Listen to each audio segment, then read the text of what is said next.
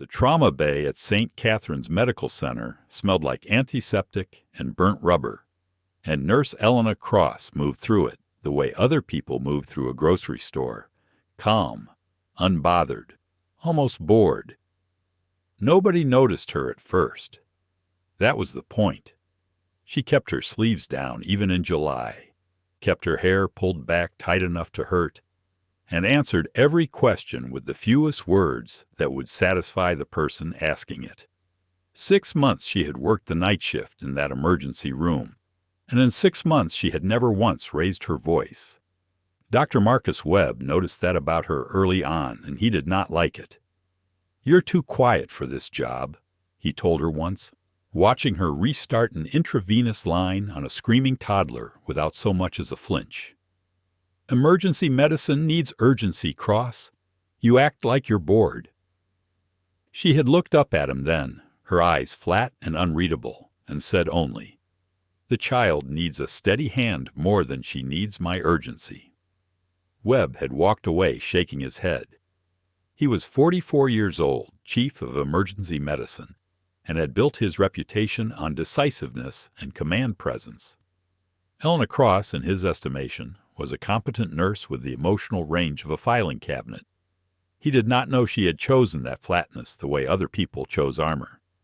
He did not know that 4 years earlier, in a forward surgical unit outside Kandahar, she had operated by headlamp, while mortar rounds walked closer with each impact, and that the difference between urgency and steadiness had once been the difference between a man living and a man dying on her table.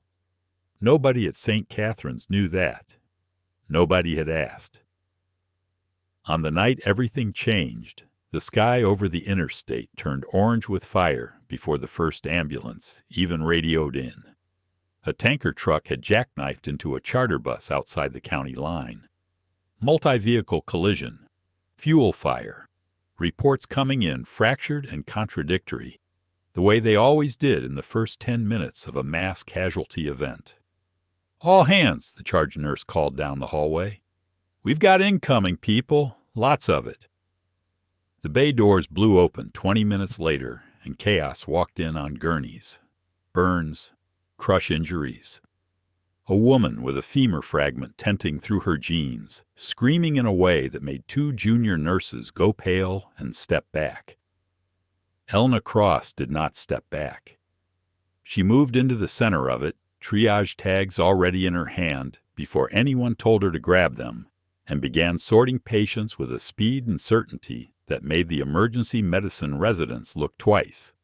"Black tag," she said, over a burn victim whose airway had already closed, not a flicker of hesitation in her voice. "Red tag," over the femur fracture. "Yellow," over a man clutching his ribs and vomiting into a basin. Dr. Webb arrived at a dead run, scrubs half-tied, and found her already establishing a triage line that the rest of the staff was simply following, as if she had done this 1,000 times before, and they were only now catching up. "Who authorized triage protocol?" he snapped. "Nobody needed to," Elena said, not looking at him. "Somebody had to start." He opened his mouth to argue and then closed it, because the alternative was standing there arguing while 11 critical patients waited. For the next 90 minutes, St. Catherine's Emergency Department ran the closest thing to a war zone that most of its staff had ever seen. And in the middle of it, Elena Cross never raised her voice, never wasted emotion, never once looked like anything but a woman doing a job she had done before. It unnerved people. A resident named Priya Shah found herself staring at Elena between patients, watching her pack a chest wound with the calm efficiency of someone folding laundry. "How is she like that?" Priya asked another nurse quietly, like it was something shameful to notice. "People are dying, and she looks like she's filing paperwork." Nobody had an answer. Nobody asked Elena directly, because there was something in the set of her jaw that discouraged questions, something that made people feel, without being able to say why, that whatever was behind that calm was not something you wanted to disturb. It was almost dawn when the last critical patient rolled through the doors, and this was the one that would break everything open. The paramedics were shouting before the gurney even cleared the ambulance bay doors. Gunshot wound, right chest, entry and exit, blood pressures cratering. We've got maybe minutes. The man on the gurney was built like something carved rather than born. All corded muscle and old scar tissue. And even through the oxygen mask and the blood loss, his eyes were moving, scanning, assessing the room the way a soldier's eyes moved even half dead. Dr. Webb took one look at the wound pattern and called it immediately. Cardiac tamponade, prep for a pericardial window. Someone get me an ultrasound. He never got to finish, because Elena Cross had already moved, already had her hands on the patient's chest, already had her fingers finding the exact point of maximal pulsation with the certainty of muscle memory that could not be taught in any nursing program in the country. And that was when the man on the gurney, half unconscious, bleeding out on a table in a hospital he had never seen before, opened his eyes fully and looked directly at her face. Something in him changed. His hand, weak and trembling, closed around her wrist. "Doc," he rasped, the word barely audible over the monitors. "Doc Reyes." The room went still in a way that had nothing to do with medicine. Elena froze for exactly 1 second, a fracture so small most people would have missed it, and then she was moving again. Faster now, her voice dropping into a register. Nobody at St. Catherine's had ever heard from her. "Stay with me, Callahan," she said. "I've got you. I've had you before. I've got you now." Dr. Webb stared between them, uncomprehending. "You know this patient?"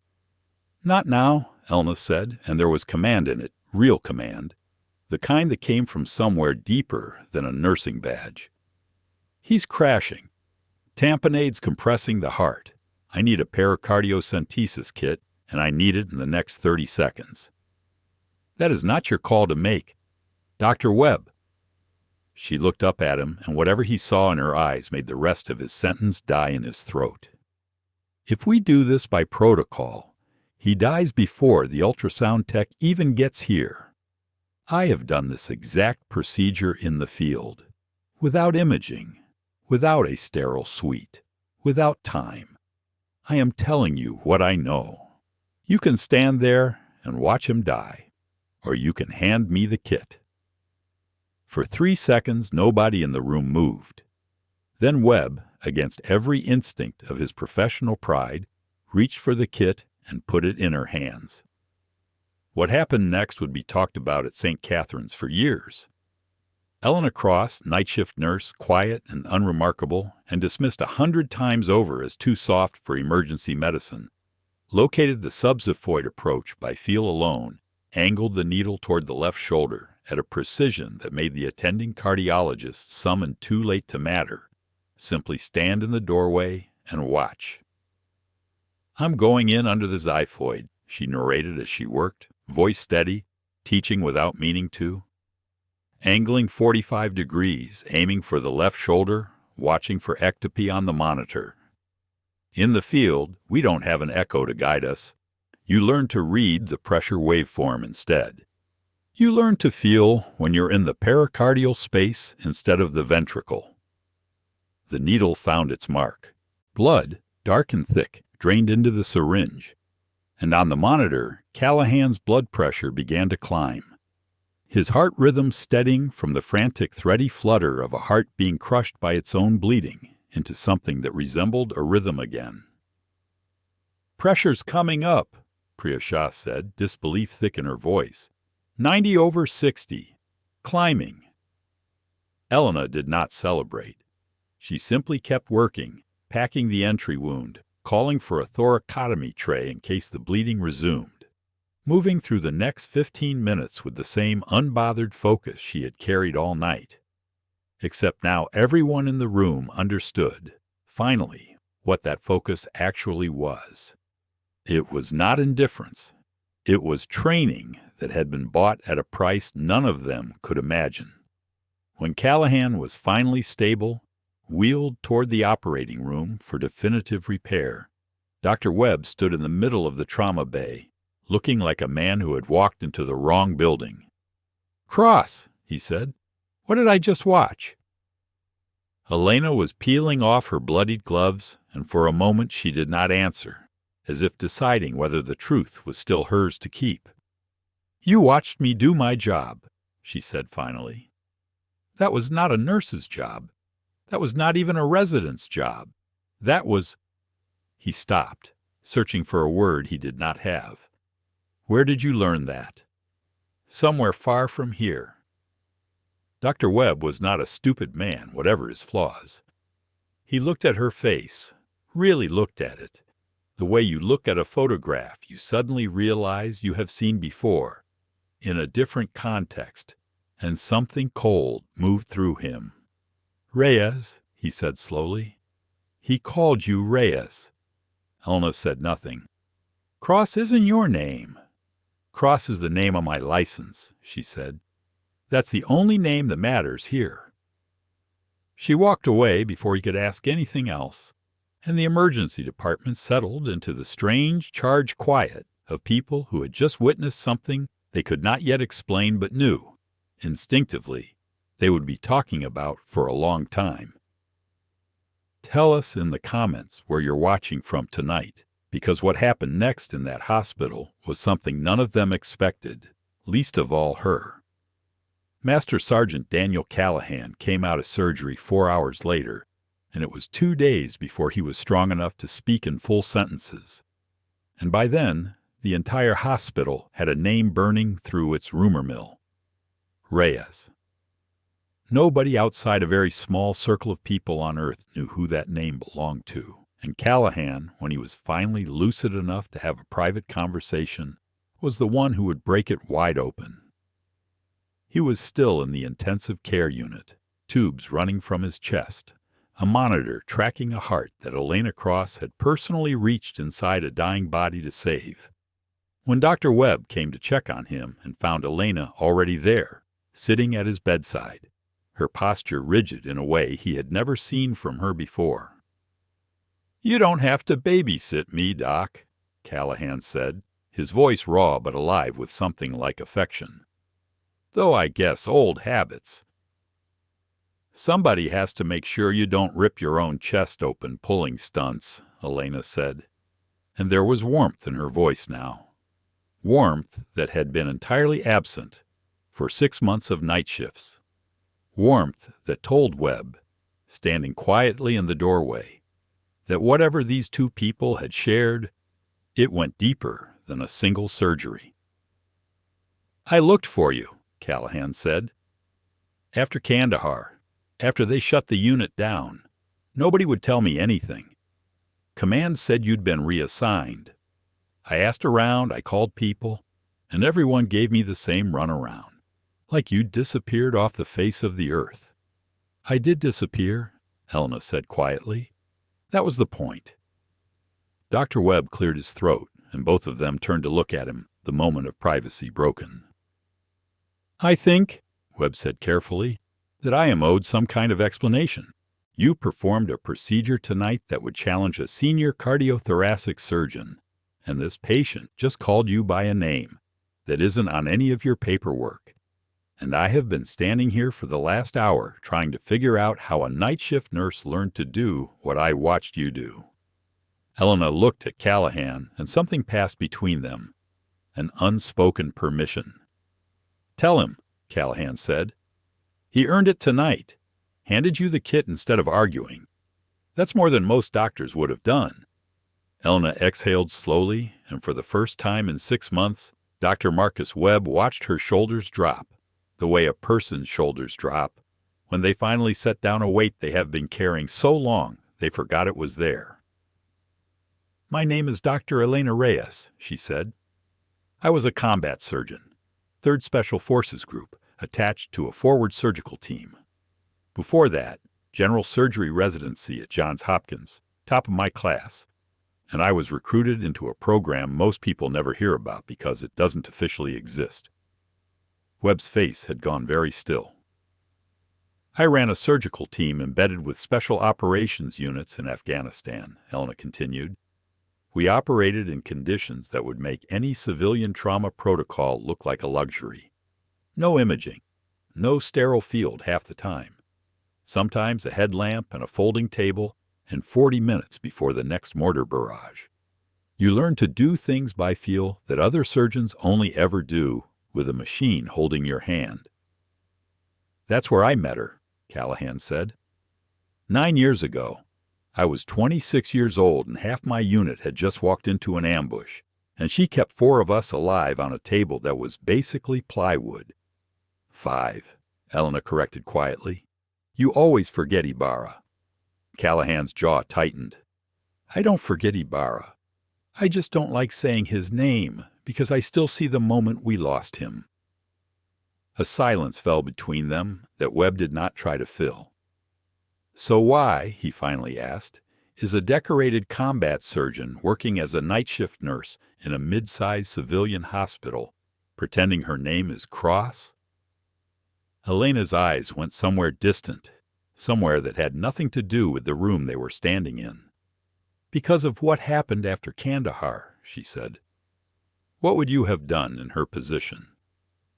Share your thoughts in the comments, because what Elena revealed next was the reason she had spent 6 months hiding in plain sight. It had happened during her 3rd deployment, she told them, in a valley whose name she still would not say out loud, even now. A joint operation had gone wrong. Actionable intelligence had turned out to be a trap, and what should have been a clean extraction became a running firefight that lasted 6 hours. And by the time it was over, 17 wounded had been brought to her surgical team's position. More casualties than the unit was ever designed to handle. She had operated for 11 hours straight. She had made triage calls that haunted her still. Decisions about who got the table first and who had to wait. Decisions that, in a place like that, were sometimes the same as deciding who lived. 3 men had died on her table that day. For years afterward, Command had told her it was the price of the mission, an acceptable and even admirable outcome given the circumstances. And for years she had believed it, had carried the grief of those 3 deaths, like something she alone deserved to carry. Then, 8 months before she walked into St. Catherine's Medical Center under a different name, she had learned the truth. The intelligence that sent us into that valley wasn't wrong by accident, she said, her voice flattening into the same careful control she used in a Code Blue. It was fed to us, deliberately. There was a contractor operation running black market weapons through that region, and our unit's presence was inconvenient. Somebody higher up the chain decided that a controlled ambush that killed a few soldiers and discredited the operation looked better on paper than an investigation that would have exposed what was really happening. Webb's face had drained of color. You're saying your own command set you up. I'm saying someone did, Elena said. And when I started asking questions about why the intelligence had been so specifically wrong, I stopped getting answers, and then I started getting warnings. And then people who might have corroborated what I was finding started having accidents. So I did what anyone with the sense God gave a rock would do. I disappeared. I got a nursing license under my mother's maiden name, and I found a hospital far enough from anywhere I'd been stationed. And I decided that the safest thing I could do for the people who still cared whether I was alive was to become someone boring. Callahan reached over, ignoring the tug of his intravenous line, and gripped her hand. You weren't boring tonight, he said. Tonight wasn't my choice, Elena said. Tonight was you bleeding out on my table with a name you shouldn't have said out loud. Dr. Webb, to his credit, did not immediately ask the question that clearly consumed him, which was whether this meant Elena Cross was still in danger, still being hunted by whatever remained of the people who had engineered that valley 8 years earlier. He simply asked quietly, What do you need from us? It was the first time in 6 months that anyone at St. Catherine's had asked her that question, and Elena looked at him with an expression that was almost but not quite surprise. "Time," she said, "and discretion. Whoever comes asking questions about a patient named Callahan or a former surgeon named Reyes, I need you to say you've never heard the names." Webb nodded once, firm and certain, and something in that nod told Elena that whatever condescension he had carried toward her for 6 months had burned off entirely, replaced by something closer to reverence. 2 days later, the discretion Elena had asked for became impossible to maintain, because a man in an unremarkable gray suit walked into the administrator's office at St. Catherine's Medical Center and asked to see the hospital's records for a patient admitted under the name Daniel Callahan. Elena was in the break room when the charge nurse found her, face pale. "There's a man asking about your patient," the nurse said. "Says he's with a government oversight office. He's got credentials, but something about him is making everyone nervous." Elena did not need to see him to know.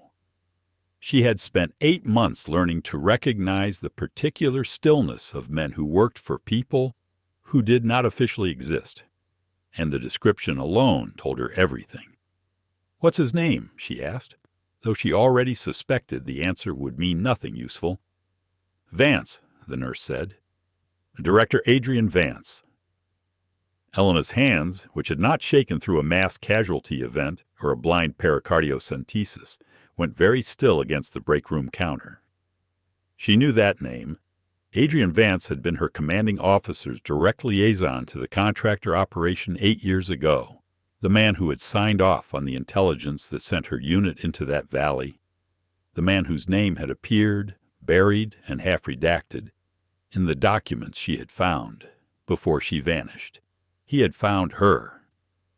"Where is he now?" she asked. "Talking to the administrator, asking about hospital security footage from the night of the accident. Says there was an unauthorized medical procedure that needs review." It was a lie dressed as bureaucracy, and Elena understood immediately what it meant. Vance was not here about protocol. He was here because Callahan had said her real name in a hospital full of witnesses, and word had traveled, the way word always traveled, until it reached exactly the people she had spent 8 months making sure would never find her. She found Dr. Webb in the corridor outside the intensive care unit and told him everything in 4 sentences. And to his enormous credit, he did not ask a single question before saying, "Tell me what you need." "I need Callahan moved," she said. "Somewhere Vance can't easily get to him. And I need 30 minutes before that man realizes I already know he's here." Webb nodded and moved, already calling for a transfer order, and Elena walked toward the administrator's office with the same measured, unhurried steps she used walking into any trauma bay. Because whatever was about to happen, she had long ago learned that panic solved nothing and stillness sometimes solved everything. Adrian Vance was younger than she remembered, or perhaps time in whatever world he inhabited simply did not age a person the way ordinary stress aged everyone else. He looked up when she entered the office, and a thin, satisfied smile crossed his face, the smile of a man who has finally found something he misplaced. "Dr. Reyes," he said, "it's been a long time." "It's crossed now," Elena said, "and I'd like you to leave my hospital." "It's not your hospital," Vance said pleasantly, "and I'm afraid I have some questions about an unusual procedure performed on a patient 2 nights ago. Questions about proper licensing, about scope of practice, about a nurse performing surgical interventions well outside her credentials." "You're not here about my license." "No," Vance admitted, the pleasantness dropping away like a mask set down on a table. "I'm here because you're a loose end that has been embarrassingly difficult to tie off, and now you've made yourself very visible in a room full of witnesses. That complicates things for a great many people who would prefer you'd stayed, disappeared. Say what you came to say." "There's a program," Vance said. "Classified, well-funded, doing important work stabilizing regions where standard channels have failed. We could use someone with your particular skill set. Consider it a job offer, A very generous one. Full immunity for whatever concerns you might have raised in the past. A clean record. A new identity. Better than the one you've cobbled together here. And if I say no? Vance's smile did not waver. Then I suppose the question becomes whether St. Catherine's Medical Center is prepared to explain to state medical licensing boards why one of its nurses has been secretly performing unauthorized surgical procedures for 6 months. It becomes a question of whether Master Sergeant Callahan's very sensitive service record can withstand scrutiny into how he came to be shot in the first place. It becomes, Dr. Reyes, a question of how many people around you I am willing to make uncomfortable in order to get what I need. It was, Elena understood immediately, precisely the same choice she had faced 8 years ago in a windowless room after the Valley, dressed up in slightly more polite language. Join them, or watch the people around her pay for her refusal. Run again, or stay and finally fight. She thought of the 3 men who died on her table, because of a lie this man had helped construct. She thought of Callahan's hand closing around her wrist, saying her real name like it was something worth being proud of. She thought of Dr. Webb, who 2 nights ago had handed her a surgical kit without a single question, trusting her more in that moment than her own command ever had. "No," Elena said. Vance's expression did not change, but something behind his eyes went cold. "That's a mistake." "The mistake," Elena said, "was assuming I'd still be alone when you finally found me." She stepped aside, and through the office doorway, Dr. Webb entered with the hospital's chief administrator, and more importantly, with a folder of his own, one he had spent the last 20 minutes assembling with a small team of hospital security staff and one very determined nurse from records. "Director Vance," Webb said, in the voice of a man who had spent his career being underestimated by other people's arrogance and had finally found a use for the observation skills that came with it. "Before you make any more threats about licensing violations, you should know that this hospital keeps very thorough security recordings, and we have footage of you attempting to access patient records without proper judicial authorization. We've also had a very informative call with a journalist who has been investigating irregularities in a certain overseas contracting operation for the better part of 2 years, and who was extremely interested to learn that a man matching your description had just walked into a civilian hospital demanding access to a wounded soldier's medical file." Vance's jaw tightened. "You're bluffing." "I don't bluff," Webb said. "I'm a surgeon. I deal in facts, and the fact is that you have exactly as much power here as this hospital chooses to give you, which as of this moment is none." For a long moment, Adrian Vance stood very still, recalculating, the way men like him always recalculated when the ground beneath their certainty suddenly shifted. "This isn't over," he finally said. "It is for today," Elena said. "And if you or anyone associated with your program comes near this hospital, near Master Sergeant Callahan, or near me again, the journalist Dr. Webb mentioned will have considerably more than a phone call's worth of material to work with." Vance left without another word, and the office went quiet in the particular way rooms go quiet after a threat has passed, but before anyone quite believes it has passed for good. Helena sat down slowly in the chair across from the administrator's desk, and for the first time since the night of the mass casualty event, she allowed herself to feel the full weight of 8 years finally settling. Somewhere it could be set down. 2 weeks passed, and Adrian Vance did not return, and the journalist Dr. Webb had contacted turned out to be considerably more thorough than anyone anticipated, publishing a series of investigative pieces that named the contracting operation, the falsified intelligence, and, carefully and without endangering her further, the surgeon whose testimony had helped confirm what many had suspected, but few had been willing to say aloud.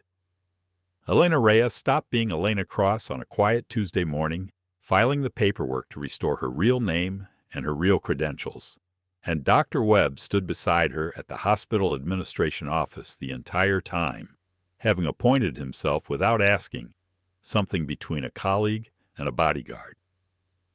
"I owe you an apology," he told her afterward, as they walked back toward the emergency department together. 6 months of comments about how you were too quiet, too soft, not cut out for this work. I was wrong about all of it." "You didn't know," Elena said. "I should have asked," Webb said, "instead of assuming." "Most people don't ask," she said. "It's easier to assume." "Well," Webb said, "I'm asking now. What do you want to do, Dr. Reyes? Because I don't think St. Catherine's emergency department is big enough to keep pretending you're just a nurse." Elena considered the question for a long moment, standing in the same hallway where she had spent 6 months making herself as small and unremarkable as possible.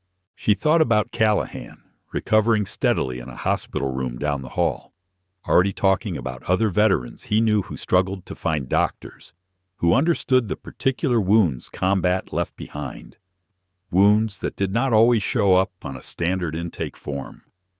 She thought about the years she had spent treating the worst injuries imaginable in conditions no civilian training program prepared anyone for, and how much of that knowledge had simply been sitting unused inside her while she drew blood and started intravenous lines and pretended to be ordinary. "I want to build something," she said finally. "What kind of something?" "A program," Elena said. "For veterans. For combat injuries the civilian trauma protocols don't always know how to handle. Traumatic brain injury patterns from blast exposure, complex fragmentation wounds, the kind of psychological wounds that come bundled with the physical ones that most emergency departments don't have the training to even recognize. I want St. Catherine's to be a place where people like Callahan don't have to hope the nurse on shift happens to have a classified background. I want it to be built into how we do things here." Webb was quiet for a moment, and then he smiled, the first genuine smile Elena had seen from him in 6 months. "Then let's build it," he said. "You'll need a director's title. Somebody with actual authority to change protocol around here." "I was thinking that might be you," Elena said. "I was thinking it should be you." It took 3 months to formalize, but by the following spring, St. Catherine's Medical Center had opened a small but fully staffed center for combat veteran trauma care, and Dr. Elena Reyes stood at its head, no longer hiding behind a borrowed name, no longer folding herself down to fit inside a role that had never suited her. Daniel Callahan was there on opening day, walking without assistance now, standing at the back of a small crowd of hospital staff and local veterans, and one particularly proud emergency medicine chief who had once told her she was too quiet for the job. "You know," Callahan said, coming to stand beside her as the ribbon was cut, "back in that valley, I never thought I'd see you standing in front of a building with your name on it." "I never thought I'd want to," Elena said. "What changed?"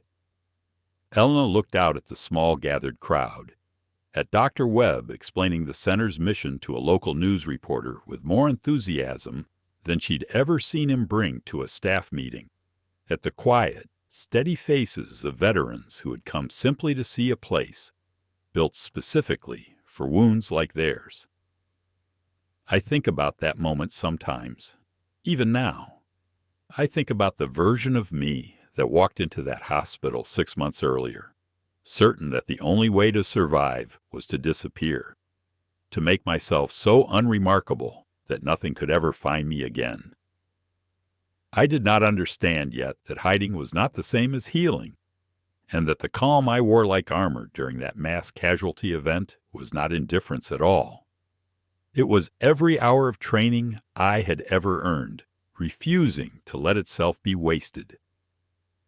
"I stopped running," Elena finally said aloud, answering Callahan's question. "That's what changed." Callahan nodded slowly, understanding in the particular way only someone who has bled beside a person can understand. "Good," he said, "because the world needs more people like you standing still instead of running." Elena Reyes looked at the building in front of her, at the name etched into the glass door, at the future she had built instead of the one she had been hiding from, and for the first time in 8 years, she did not feel like a ghost wearing someone else's face. She felt like herself, If this story moved you, take a moment to like this video, leave a comment telling us what parts stayed with you, and subscribe for more stories about the quiet people who turn out to be the strongest ones in the room. The weeks after the ribbon cutting did not slow down the way Elena expected them to, and she found she did not mind that at all.